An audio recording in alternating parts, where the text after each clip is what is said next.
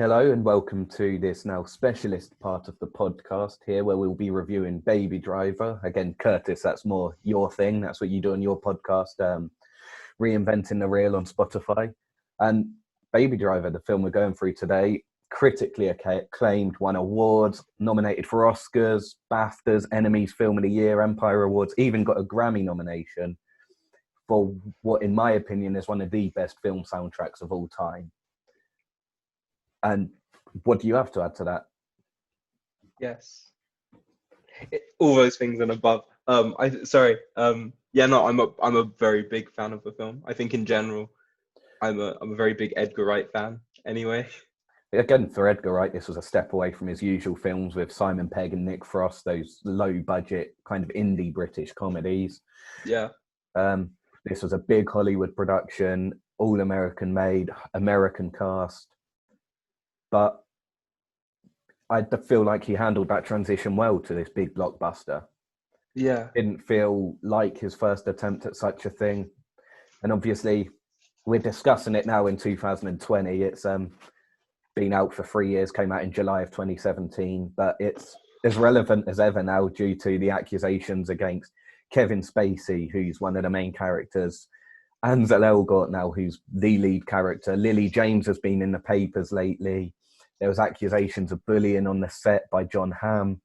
So it's a film that's just always going to be linked to the headlines. I'm starting to think maybe production of that was cursed. Edgar Wright's going to be now found out to be some sort of mass murderer or something. Yeah, but as a film, if you separate the art from the artist, which is the big debate in a minute, I'd give it 4.5 stars out of 5. I don't know about you. I'd give it maybe a 4. I think technically, I think it's amazing and like I love it, but I feel like the more I watch, especially because when it came out, I went to see it like 5 times, and it's like parts of the story are a bit weak. So Yeah. like the romance isn't the best. See, I disagree. I think the romance is very good. I think it's a classic romance, similar to films we saw in the 60s, Yeah, where it was an outsider meets the pretty girl down on her luck and they run away together. To me, I'm not a film buff like you. That appeals to me. And I just thought it was well written. The film, I think, does drag on a bit. That's why it doesn't get the 5 stars. There are a few too many twists, yeah, particularly in that final chase scene after that last heist goes wrong and John Hamm dies about 3 times, his character, yet he still turns up. yeah.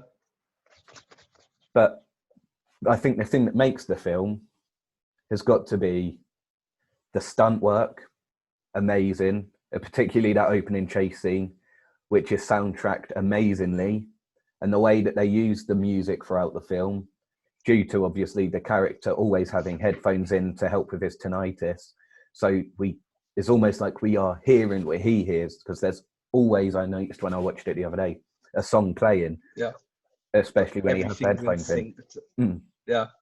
And I think that's something that, well, for me, I haven't seen before in Hollywood or in any film. And it was kind of drew parallels from that. It's a kind of an indie technique that you would have seen Edgar Wright use earlier on in his career in those smaller films.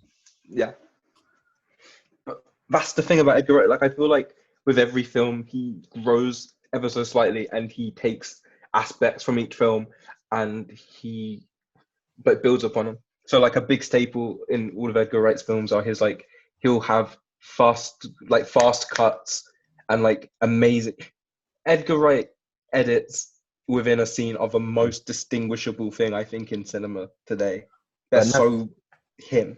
That's it with most of the nominations, aside from the stunts and the soundtrack. Editing, it won an Oscar for editing, I believe.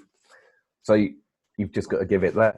So obviously it's getting hard to watch as a film because of these accusations. And we touched on that before, separating the art and the artist. So obviously, when I watch the film, it's hard to look past what's happened there. And obviously they were terrible things.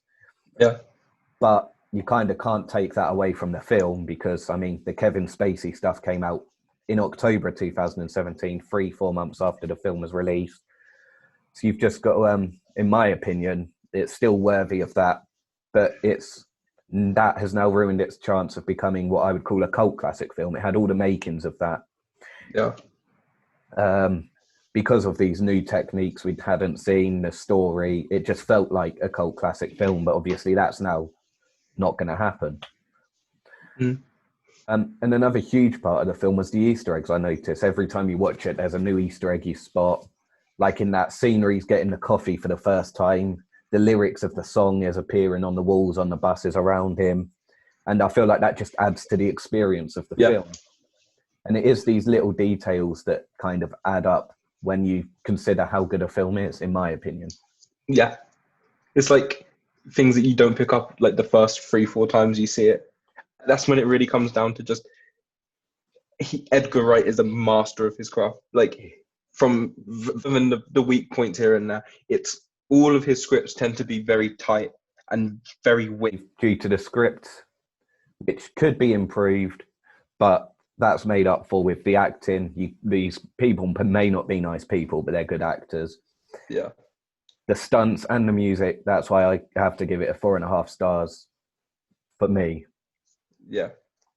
I think for me, I still stick around about 4. I think the way that the female characters are written in general, they're very passive in the story. Yes, I guess from a feminist approach, there is a lack of female representation. Well, there's 2 characters, one of them's, but that's an issue for another time. Thank you for joining me for this review. This again has been Curtis from the Reinventing the Real podcast on Spotify, and this is what he does. Thank you.